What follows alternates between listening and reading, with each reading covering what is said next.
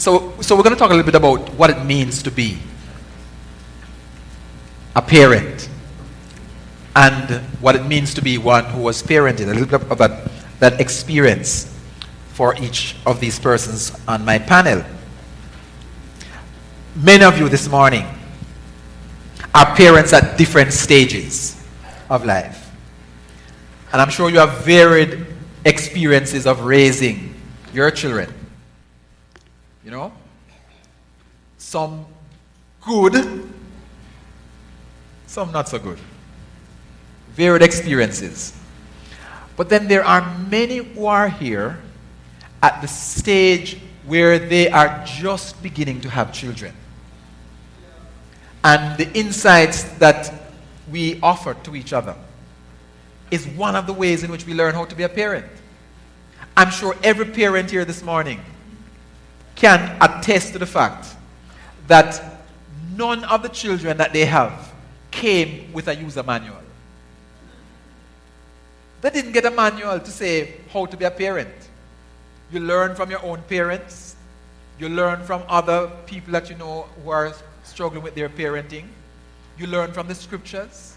You might learn from psychologists and books about parenting.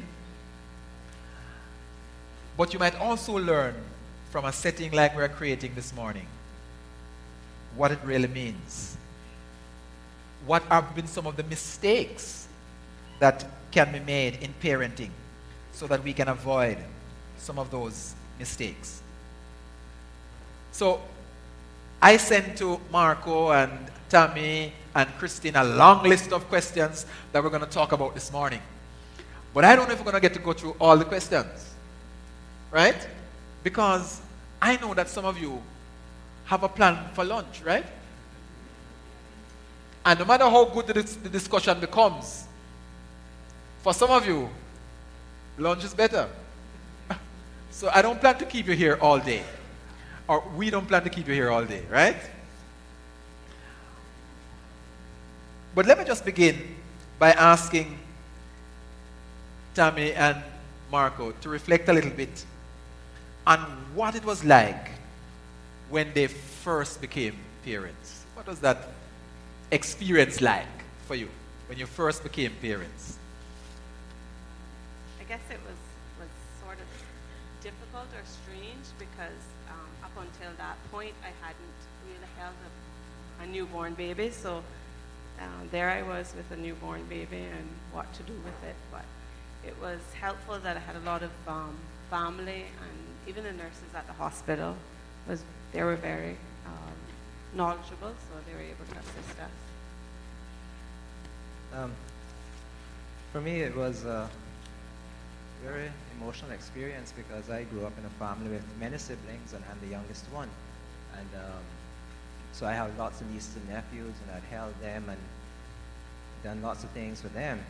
But here was my own child, and I'm a person who can split hairs really, and I was able to differentiate between the love for my mother and my father and my brothers and my sisters and my wife. But here's a different type of love, something that I had never experienced before, and that's the most memorable part for me when our first child, Sinead, was born. Okay. But I wonder, for either of you, when you think about, Christine, your experience of being parented, when you think, Tammy and Marco, of your experience of parenting, what has brought you greatest joy? Knowing that the Lord has blessed me and Tammy in the sense that He's entrusted us with a soul of a child that we are to raise up in a way that is for both our children now, that they will come to know their true purpose in life, which is to worship the Lord. I had the privilege of attending the Catholic Church yesterday and seeing, I think his name was, and he's now Father Colonel, seeing his parents observe his ordination. And I said to myself, how blessed that they can see what their child has become. And they've raised them up to love and serve God. And for me, that is probably the most important thing, that we recognize the purpose to which you are given children, and then you go ahead and do your best for that purpose. I agree with everything. Christine, what about you? What have been some of has brought you greatest joy, if you will, growing up with your parents? Maybe the fact that I have both of my parents in my life. So it was easy for me to go to either of them with anything that I needed help with or advice. Okay, okay. And of course, if one is being too hardball, the other one might be a little bit softer. Eh? All right. All right. I wonder, just to go a little bit further with that, Christine, you know, what are some of the best times that you can remember from your childhood days? My best memories are probably like family vacations, and maybe learning how to drive. So I was always happy to move the car if need be. And as you can see, my dad taught me how to drive, so that explains my driving skills.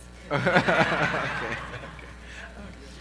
No, you talked earlier on about, you know, one of the joys being the fact that you had two parents, and both parents. And the truth of the matter is that there are many of our parents here who have had to raise their children on their own. And I'm sure I've had to face some of the challenges of what being a single parent is like. And I wonder, as you think about what you observe in the wider community and what you think about your own experience growing up and raising children, what do you think we might be able to say to parents who are single parents that might help them in some way to compensate for the absence of the other parent? Or can they in some way maybe, you know, provide parent substitute, if you will, of that absent parent? What do you think might be helpful ways to do so? I guess I've always had, I grew up with two parents, and now it's me and Marco with our two girls. But I guess over the last year, with the responsibilities that Marco now has, it's a little bit more difficult, and I can empathize with single parents some days, although he does a really good job. But what I do find helpful is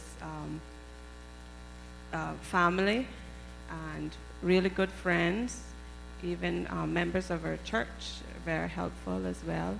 And even the teachers, the principal at Georgetown Primary, she's fantastic, you know, in assisting us as well. So there's a lot of help out there, and it is very difficult to be a single parent. It is, but, you know, to be able to do it, and especially if you can raise your children with the love for God, that would be the best. Okay. I grew up in a single parent family home from I was 2 years old, so I remember well the difficulties that my mother had, working sometimes 2 jobs to make ends meet. And you know, what I would say to single parents today is, of course, learn to prioritize. It is something that I have always done, and I think it's beneficial whether you're a single parent or a 2-parent household. Learn to prioritize. Recognize what is important, what is most important for you. Sometimes it is good to be selfish, and I don't want that to be taken the wrong way. Okay.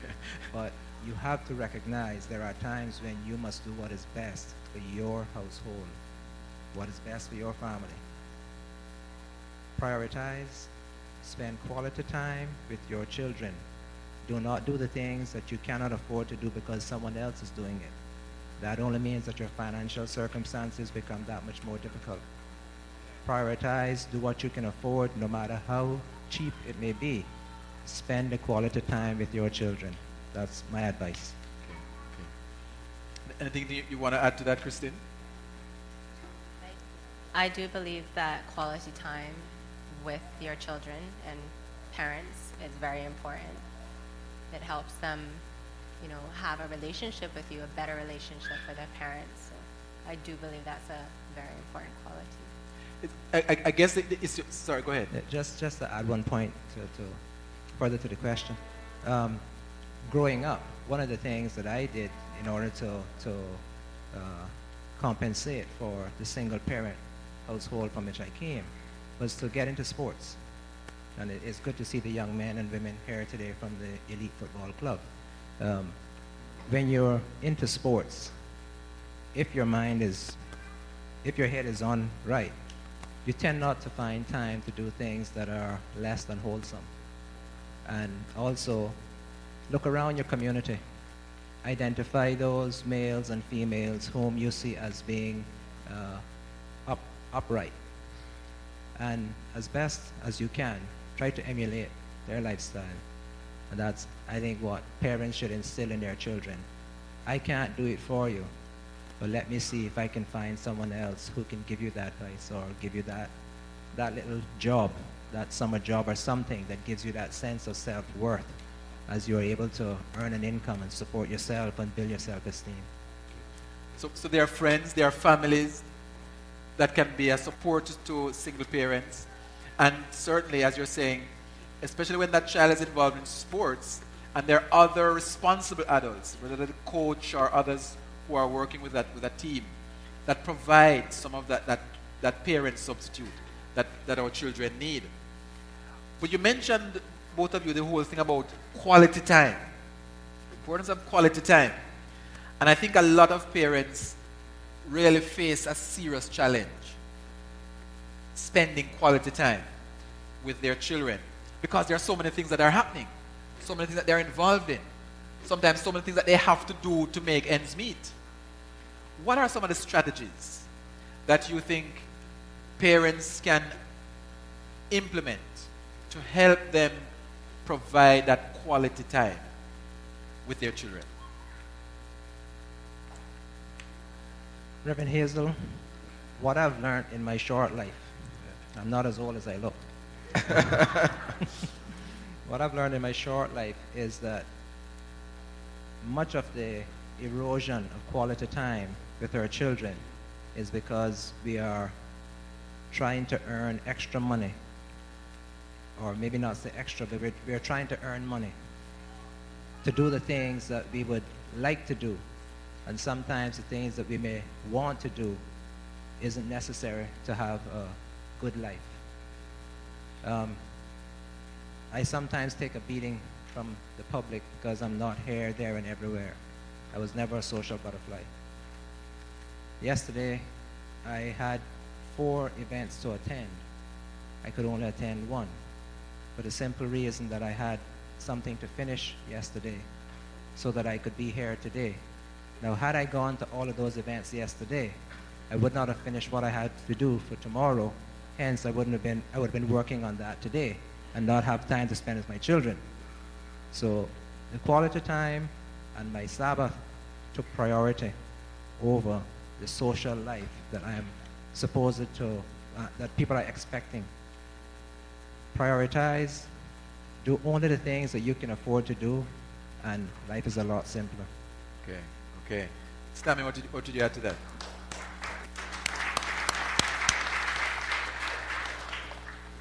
I would agree as well. And I try to, or I guess both of us, we try to make sure that the girls are realize the same thing, that they can't do everything, so they have to choose. Because of our schedules and their schedules, they have to choose what they really, really want to do, and that might be just 2 things, and go with those. But at least that they can spend quality time with us and doing the things that they really enjoy doing.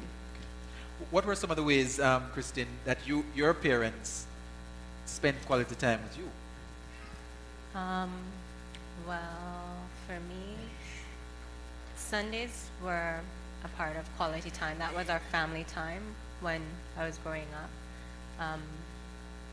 My dad and I would, first of all, he would rope me into spending quality time with him by playing chess or checkers. So there was that fun part of it. And then after we would do devotional time. So that was one way of doing it. And then my mom loves to read, so she's kind of sad that I don't pick up that from her.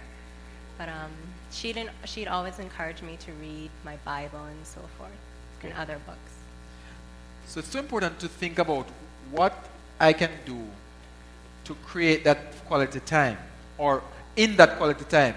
Because as we are hearing, one of the important ways that you create the quality time is not to do everything, but to be very selective in the things that you do. Do the things that are important for your children. No, probably one of the biggest challenges that parents face is the whole issue of disciplining their children. And I wonder, Christine, if you can reflect a little bit on your experience. No, why is the South Side laughing as I ask this question? Well, But can you reflect a little bit on your experience of being disciplined when you were growing up? well, I know people are laughing because they know who my father is. So they already know how discipline is with him, and some of the youth in the church already has had that experience with him. But let me tell you, you guys are getting it soft. When I was growing up, he was a lot rougher. So when I was younger, like, he would only have to look at me and I'd straighten up. I would stop doing what I was doing and straighten up. But I didn't only have the fear of God in me, but my parents as well. I would say that I was pretty obedient and not disrespectful, but hopefully they can agree with that. However, when there were times for discipline, they'd sit me down and speak to me, not only tell me, you know, you're wrong, but they told me why I was wrong and helped to balance it and tell me, you know, you should do this, or encourage me to do this. And they did that for my own benefit. They explained that they loved me, so that's why they were disciplining me and letting me know. Okay. What have you found to be some of the strategies of discipline that you are having to exercise? I agree with Kristen and the ways that her parents disciplined her, and it's very similar to what we do. We also realize that what works with one child may not necessarily work with the next child. So you have to be able to adjust their discipline styles with each child. But at the end of the day, it's important that we discipline our children and let them know what's right from wrong, because in the end, we will only, and they will only suffer. And, it's something that God wants us to do. He disciplines us, so of course, and we're his children, so of course he wants us to discipline our children to ensure that they do the right things.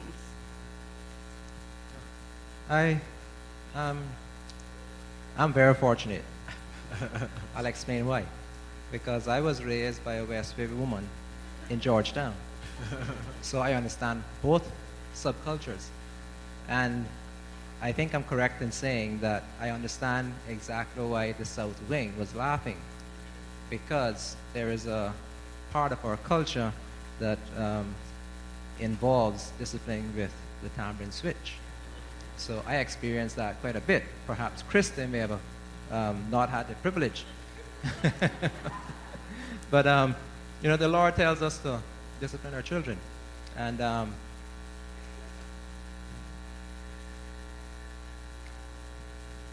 I sympathize with people who believe that you shouldn't discipline children. You should just, I don't know, some people are just opposed to disciplining their children. I remember once in a museum in Florence, Italy, there was, the child had to be about 10 or 11 years old. And truthfully, I felt sorry for the mother because I could see she was embarrassed. but there was nothing she could do because she had raised the child that way. It was pitiful to watch the child abuse the mother verbally. Here in Cayman, the way I grew up, the way we raise our children, you discipline your children, you teach them to respect themselves and others. And when children display that type of behavior, they respect, they are appreciated. No one enjoys the company of a rude person. And I think we should always strive to ensure that our children are well behaved and that they show respect for themselves and others. And that's what we practice in our family. And I think it's so important for us to realize that disciplining is a training. And therefore, it's not going to be a one-shot thing. You know, sometimes we reprimand a child for some mistake they make. And we almost think that that's going to be the last time that the child is going to make that mistake. But sometimes it is repeating the reprimand that eventually gets the point, that helps the child to get the point that this is wrong. And that's what training is about. Training them in the way they should go. Sometimes require doing things repeatedly and doing them quickly. You know, when we put off discipline, it makes it difficult for the lesson, for the message to get across. Moreover, sometimes when it comes to disciplining our children, we feel as if, love and discipline don't go together. And we think that we can't love our children by being hard on them. And as we are saying, it doesn't mean that you have to switch them. You have to spank them. Even discipline without spanking requires tough love, being firm with that child. And sometimes, as I'm saying, being willing to repeat that discipline until the child gets the message, because it is training that is so important. Now, one of the big and important things and roles that we have as children, as parents, and which we read from that passage in Deuteronomy, is the importance of teaching the children the ways of God. And one of the big questions I want to ask the panelists to respond to is there a difference between... That sound like... All right. So, is there a difference between sending the child to church, and teaching the child about a relationship with God? Are those two things the same thing? Or is there a difference between sending the child to church and teaching the child about a relationship with God?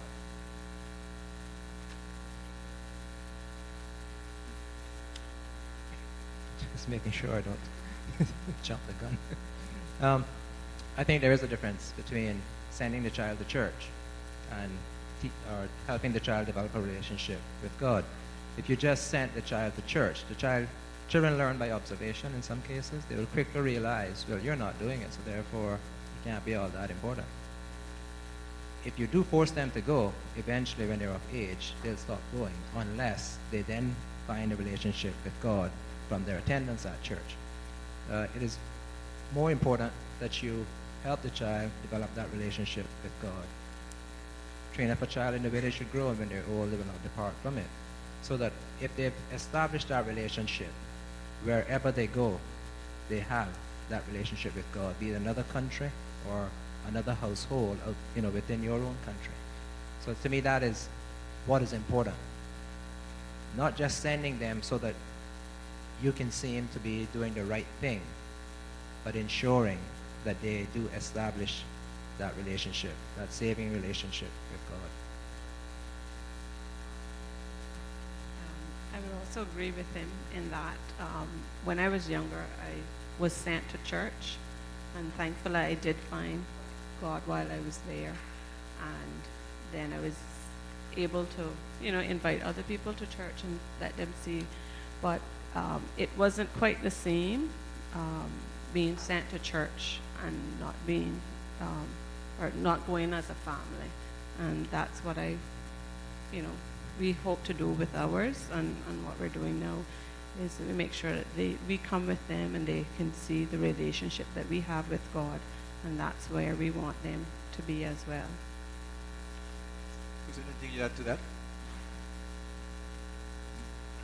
For my own experience, my parents encouraged me to have a relationship with God. They allowed me to seek God for myself. So it wasn't, in a sense, them shoving religion down my throat or God down my throat. They also reminded me that I wasn't only for them, but for God. And I knew exactly what that meant, because my mom would always tell me that, like, when I go out with my friends, remember who you're for. So I would say that I was overall comfortable with the way that they encouraged me. They never forced me to do anything that I didn't want to do. And I believe that helped me make my own decision to come to God. So, and I was encouraged to read my Bible and do my daily devotion. So I carried that on. Well, I fell off during my teen years, but I've picked it up since then. So, and it really does help having that relationship with God. It's very important. So important. One of the things that I think very often is forgotten that Marco mentioned is the importance of example. That there are some things that are better caught than taught. And that no matter how much we send our children to church, no matter how much we talk about God around them, if they don't see that true in our own lives, it's so very hard for them to catch it themselves. Wow, I agree, Jules. So very important. Friends, we could be here all morning, and I promise you I'm not going to keep it too long. So let me ask the panelists, just to, if you will, what kind of final word of encouragement or word of advice that you would give to the parents, especially here this morning, or the children who might be having a rough time with their parents this morning? Is there any word of encouragement or advice that you may give to either of those this morning? I guess I'll start with the children. I remember saying to myself when, of course, usually you didn't agree with your parents when they were disciplining you, but I can see the merits of what they did in my life. And like Kristen said, when my dad looked at me, he didn't even have to say anything. He just had to look at me and I was back in order. But I thank them now, and even when I was younger in my teenage years, because I thought about what they instilled in me and made sure I didn't make any mistakes that would come back to, I guess, haunt me in my later life, but in also my parents, but most of all, God. What would he do? What would Jesus do if he was in the same situation? And for the parents is, to hang in there. It's such a great reward, to have children, even the ones that don't have children yet, and the ones that are going through the experiences with us now.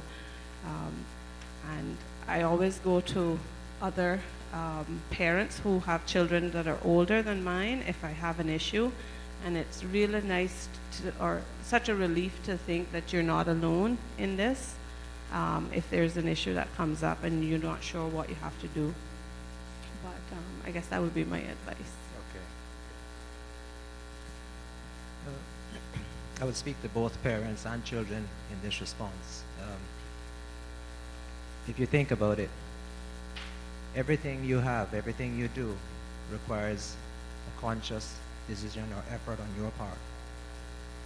Even the clothes you put on this morning, you chose to buy those clothes, you chose to put them on this morning. Your child is the only thing that you had no choice over, in the sense that you didn't decide if it was a boy or a girl, and you didn't decide what soul you would receive in that child. The Lord tells us that I knew you before you were born. I formed you in your mother's womb. It isn't by chance that the child that you received, sorry, let me put it this way. Yes, it isn't by chance that the child that you receive is, or it's not just by chance it is for a purpose that you received that child. And it is for that same purpose that the Lord wants you to identify how you are to raise that child as a parent, and for the child to recognize how they are to respect their mother and father, despite whatever personality differences may be. You are joined together for a purpose. I'm always thankful when I think as to the family that I was born into, the life that I've had, and I look back and realize it was for a purpose. And I never lament the fact that I never had all the trappings of a happy childhood. I lived a very Spartan life. Like many Georgetown children, I went barefoot and never worried about it. It was the way we all walked. So I was born into the family that I was born into for a purpose. Nothing in my family was perfect, but I never rebelled against my mother or my situation. I've always believed from a very young age, never do anything to have anyone look down on you. And that's my advice to children. Respect your mother and father. And even when you think that it's okay for you to be rebellious, remember, never do anything to have anyone look down upon you. That's my only advice to them. Christine, anything, final words from you? I would say for children, to the children that are brought up single parented, I would say find someone that you trust, that you can talk to, be that a teacher or a youth representative, Ms. Nita, or, you know, a friend or someone else's parent, for example. Just someone that you can talk to and trust and be comfortable with. I'd say that might help you. Thank you so much, panelists, for joining us this morning. Let's put our hands together for our panelists this morning.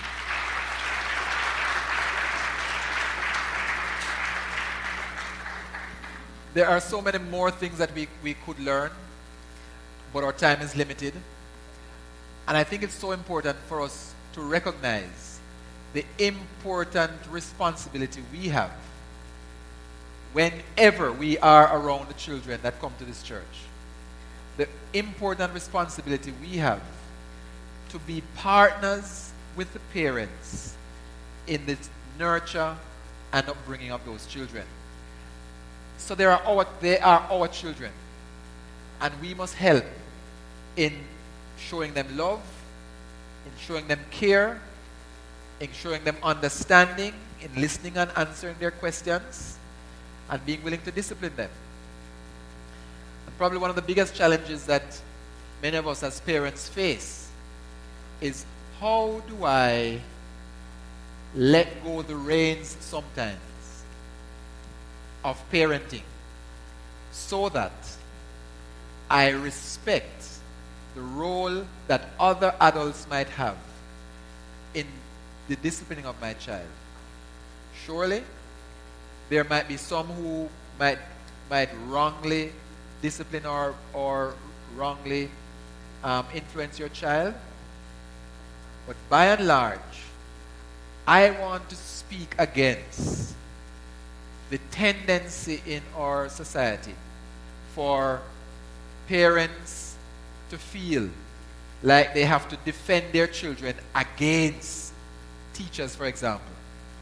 And you have a situation where the teachers are acting in the best interest of the child's welfare, and they are running up against the parents. I believe that, as we've heard earlier on, it takes more than just the parents to ensure the care of that child. So the rest of the family, the discipline of other adults, others in the community, at church and at school, are important partners that we work with for the upbringing, the discipline, and the spiritual nurture of our children. They are ours. Let's take care of them. Because parenting ain't easy, but it's possible. Amen? God bless. Thank you.